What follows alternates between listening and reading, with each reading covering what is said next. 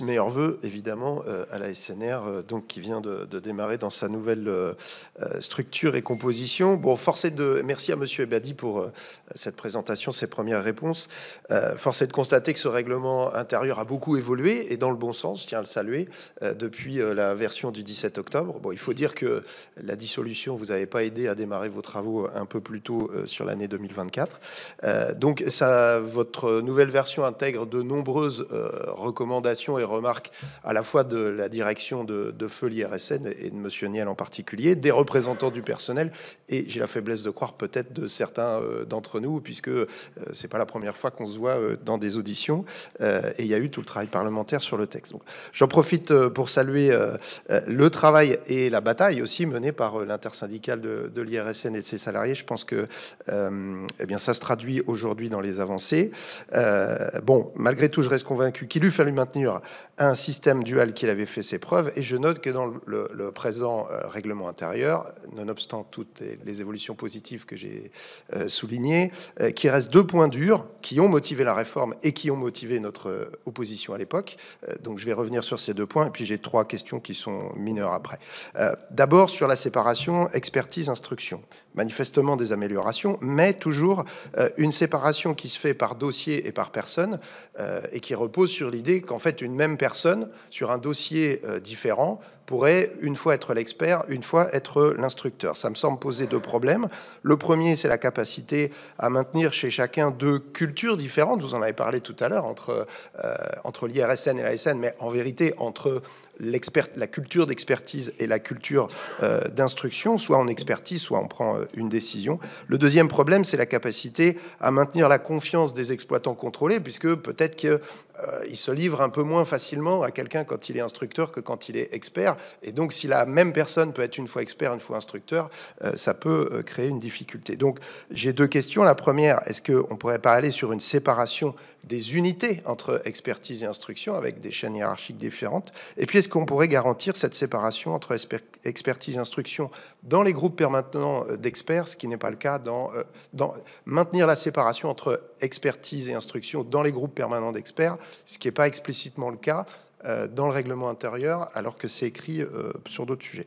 Le deuxième, c'est la transparence et la publication des avis d'expertise. Là aussi, des améliorations, mais toujours ce principe de la publication des avis simultanément à la décision, avec quelques dérogations, mais justement dans le cas de ces dérogations, pas de délai maximum pour la publication des avis qui ne sont pas suivis d'une décision. Vous avez détaillé ce point, mais il manque à mon sens l'histoire d'un délai maximum, puisque parfois des décisions, enfin où il n'y a pas de décision, où la décision est prise très loin après, est-ce qu'il ne serait pas plus prudent de maîtriser finalement cette communication que de risquer des fuites? Par exemple, hier, la presse faisait état de... Alors c'est en interne à EDF, de vibrations sur le réacteur de Flamanville, l'EPR de Flamanville.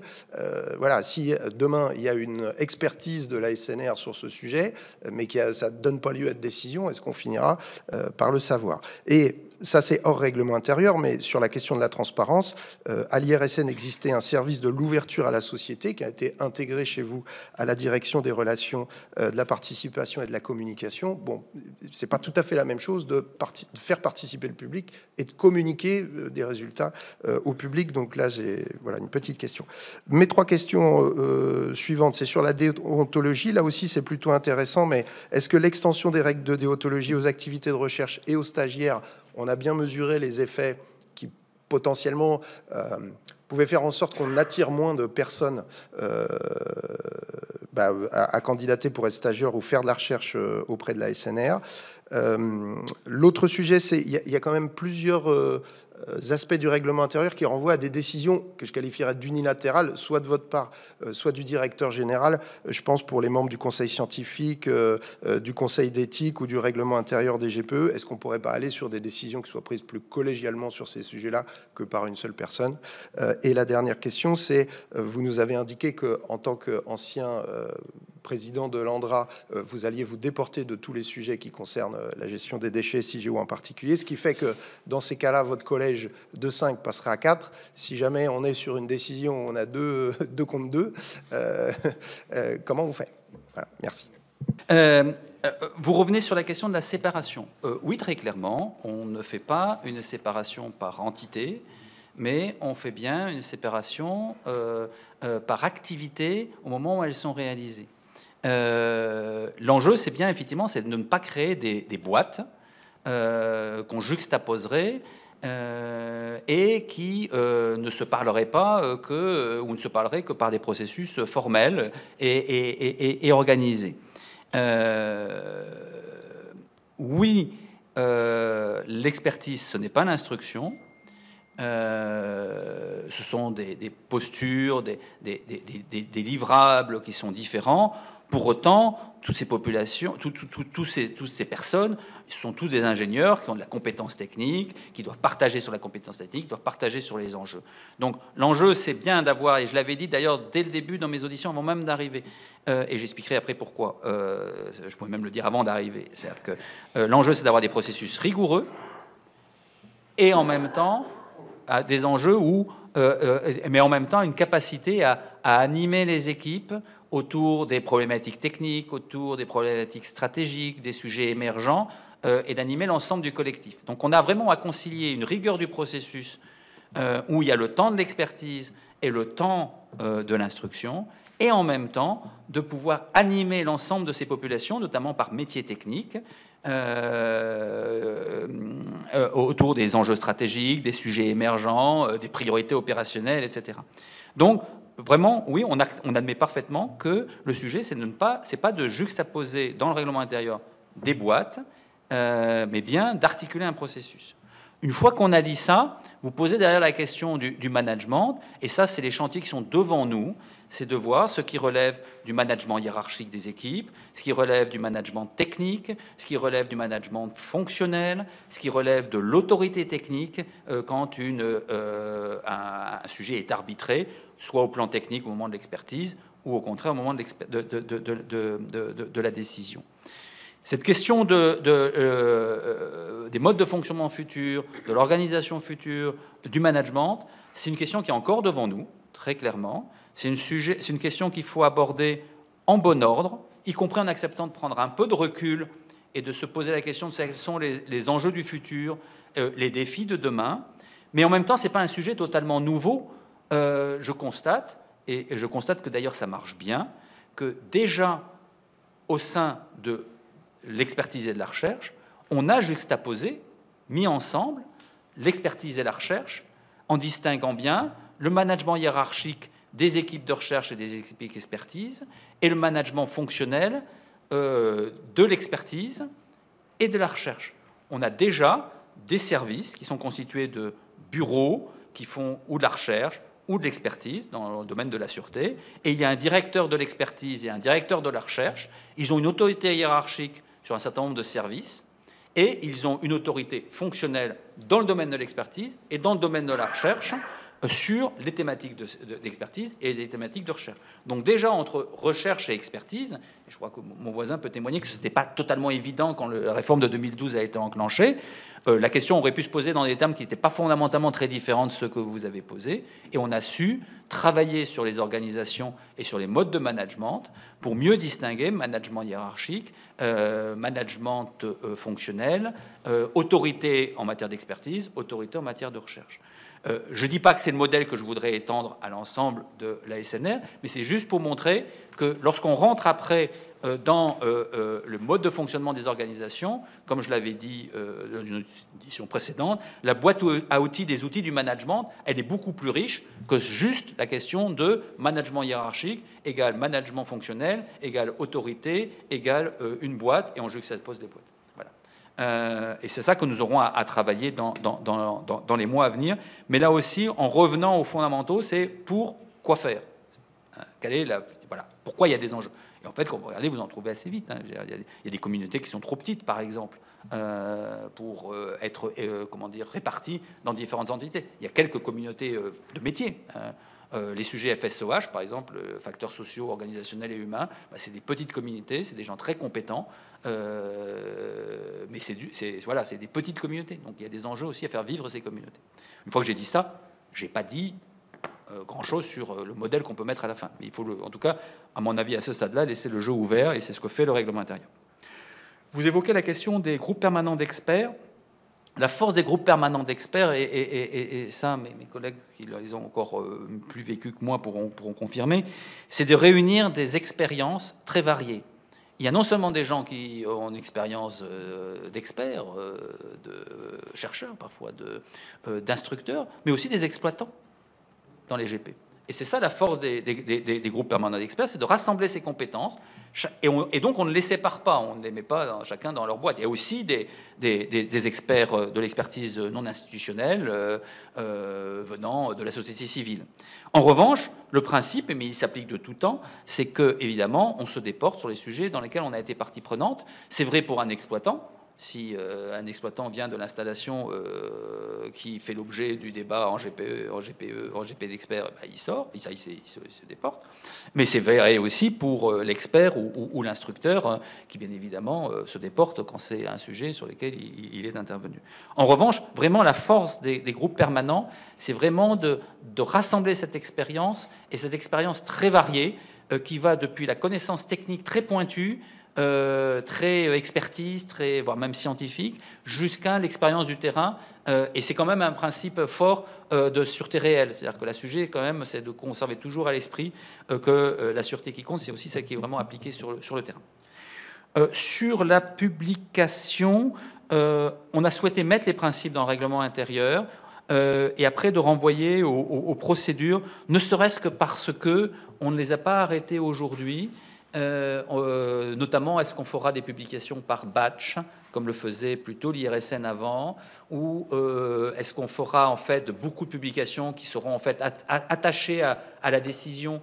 On y gagnera en lisibilité, mais il y a moins de rendez-vous de versement mensuel. Voilà, donc c'est typiquement, on en parlait encore hier, des sujets sur lesquels on va travailler sur la procédure, mais ça ne relevait pas directement du règlement intérieur. L'enjeu, bien évidemment, c'est d'avoir des publications pour soit qui soient concomitantes avec la décision. Et ça, c'est vraiment important en termes de compréhension, de lisibilité, de compréhension de ce qui se passe, en fait. Sinon, pour les autres, on regardera, mais on n'a pas encore défini exactement le détail. Probablement, au début, on va faire un peu comme faisait l'IRSN avant, je pense. Mais on n'a pas encore détaillé. Je reviens sur le SPOS. Alors, j'ai un peu l'impression de me répéter sur ce sujet-là, donc je vais me répéter. Alors, tout d'abord, le dialogue avec la société, il n'y a pas de débat. Je n'ai pas de débat. Il n'y a pas de débat pour la SNR, il n'y a pas de débat personnel. Je crois que dans mon passé, comme exploitant que j'assume à la tête de l'Andra, je pense que j'ai laissé le souvenir d'une institution qui était attachée au dialogue avec les partenaires, les parties prenantes, qui a essayé d'innover, qui a initié des conférences citoyennes, etc. Donc, il n'y a pas de débat. Le débat qui revient sans cesse, qui est remonté sans cesse, est un débat un peu picrocolin, qui est de savoir comment on organise les services. Je le répète, le dialogue, c'est un tout. Le dialogue, c'est de l'information, le dialogue, c'est de la mobilisation des publics et de tous les publics. Le dialogue, c'est de l'interaction et de l'échange et du dialogue, stricto sensu, et c'est de la concertation, voire de la co-construction sur certains sujets. Et pour ce faire, on a besoin de tous les outils. Et il n'y a pas d'activité noble et pas noble. J'insiste aussi là-dessus. Le sujet, c'est pas de faire de l'acceptologie, comme on critique dans certains départements de humanité et de sciences sociales. Et Dieu sait que c'est un débat dans le monde des sciences, des humanités et des sciences sociales. Le sujet, c'est pas de faire de l'acceptologie. Le sujet, c'est de mobiliser tous les outils au service du dialogue avec les parties prenantes. Et force est de constater qu'il y a des choses excellentes qui ont été faites et aussi des limites sur lesquelles on a à choper. Je me suis replongé, avant d'arriver à la SNR, sur les documents fondateurs de ce dialogue avec la société, et notamment un rapport qui avait été rédigé par Georges Mercadal, ancien vice-président de la CNDP, et il y avait Yves Marignac aussi, qui avait contribué à cet exercice, que d'ailleurs j'ai rencontré récemment. Et force est de constater que dans l'ambition initiale, il y a des choses qui ont été mises en œuvre, Et on a achoppé aussi sur d'autres dimensions. Notamment, l'une des dimensions, c'est que on a réussi à bien travailler avec l'expertise non institutionnelle, le dialogue technique, et c'est logique, c'était un peu le cœur de métier de l'expertise IRSN, mais on a aussi achoppé sur l'entre-soi. C'est toujours un peu les mêmes. Et le sujet, c'est aussi de réussir à mobiliser d'autres publics, et c'est particulièrement vrai quand on est à l'échelle d'une autorité de sûreté, et non plus seulement de l'expertise, mais vraiment à l'échelle de l'expertise, de la recherche et de la décision, de réussir à mobiliser les publics plus largement. C'est un exercice qui est difficile, qui est lié à la technicité de nos sujets, et en disant ça, je ne dis pas que le sujet, c'est essentiellement de la pédagogie, non, c'est aussi des outils, c'est des modes d'interaction différents, mais c'est nécessaire d'interagir au-delà du cercle des habitués. En disant ça, je ne méconnais pas l'importance de l'interaction avec l'expertise non institutionnelle, d'autant plus qu'il y a des enjeux de relève de ces acteurs de la participation, mais il y a aussi un enjeu d'aller chercher d'autres publics. Et mon expérience personnelle, c'est que quand on va les chercher, ils nous apprennent des choses. Et une fois que j'ai dit ça, pour ce faire, il faut vraiment mobiliser les 4 leviers que j'évoquais tout à l'heure. Et donc c'est ça l'enjeu de cette direction que moi j'appelle du dialogue, elle est non plus compliquée dans l'organigramme, mais que j'appelle direction du dialogue et de la communication.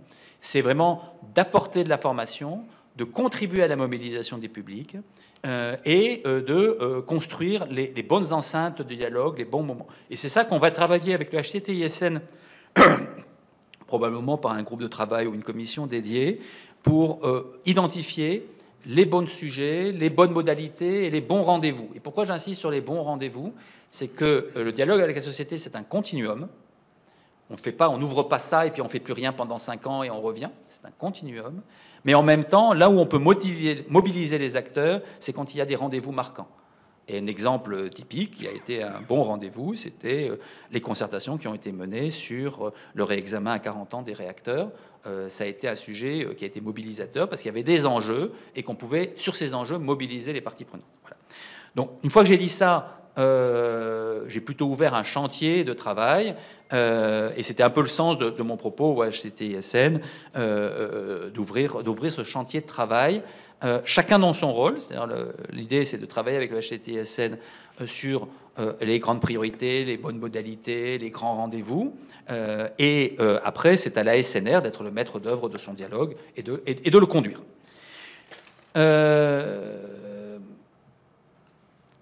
Ah oui, sur la question de la déontologie, des règles de déontologie appliquées aux chercheurs experts, aux experts-chercheurs, c'était effectivement un sujet d'inquiétude sur lequel on a essayé de faire preuve de pédagogie. On a aussi amélioré la rédaction des articles 48-49, je crois, de la déontologie.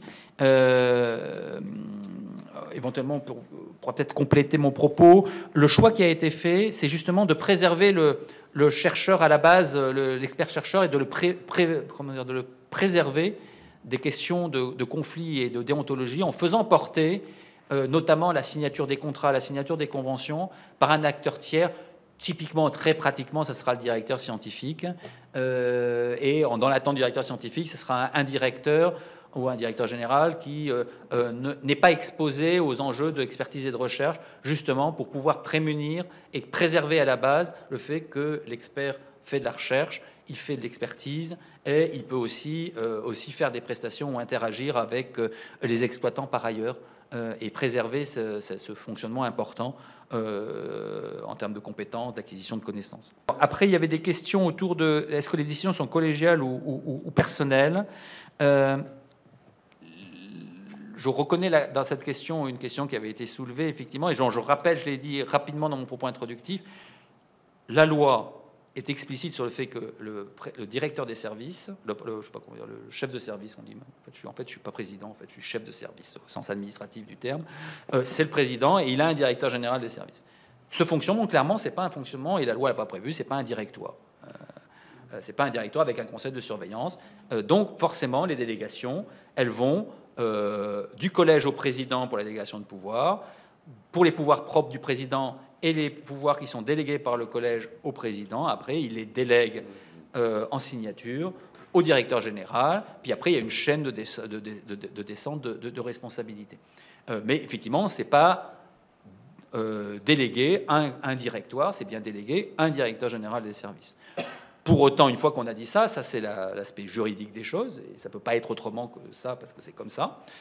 Après, la vraie réalité de la vie de l'équipe de direction, c'est bien de travailler en collégialité, et c'est ce qu'on commence à faire avec un certain nombre de séminaires. C'est ce qu'on représente aujourd'hui aussi avec la présence d'un certain nombre de directeurs généraux adjoints, pour ce qui est Jean-Christophe Gariel. Daniel Delalande n'a pas pu venir, mais voilà, vous avez une équipe qui, elle, fonctionne de manière collégiale.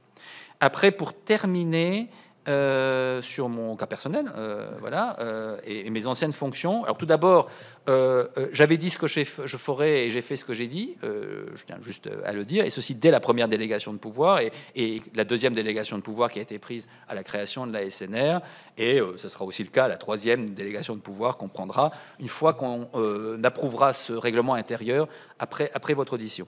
Vous posez la question de ce qui se passe quand il n'y a pas de président qui se déporte, et ça fait 4, donc de plus 2. Ben, ça signifie, et je trouve que c'est plutôt une bonne nouvelle pour la sûreté, c'est qu'une décision ne peut être prise que s'il y a un large consensus. Une décision qui se prendrait à 2 contre 2, c'est qu'il y a un problème et qu'il faut donc l'instruire, prolonger l'instruction. Et d'ailleurs, c'est ce que prévoit le règlement, c'est que quand c'est 2 plus 2 et qu'il n'y a pas de voix prépondérante, à ce moment-là, on réinscrit ce sujet-là, après complément, instruction approfondie, à une autre séance. Donc il ne part pas dans les marécages de la non-décision, mais en revanche, il fait l'objet, forcément, à la fin d'une décision qui fait l'objet d'une large majorité, d'une large consensus. Et moi, je trouve que c'est, honnêtement, plus rassurant.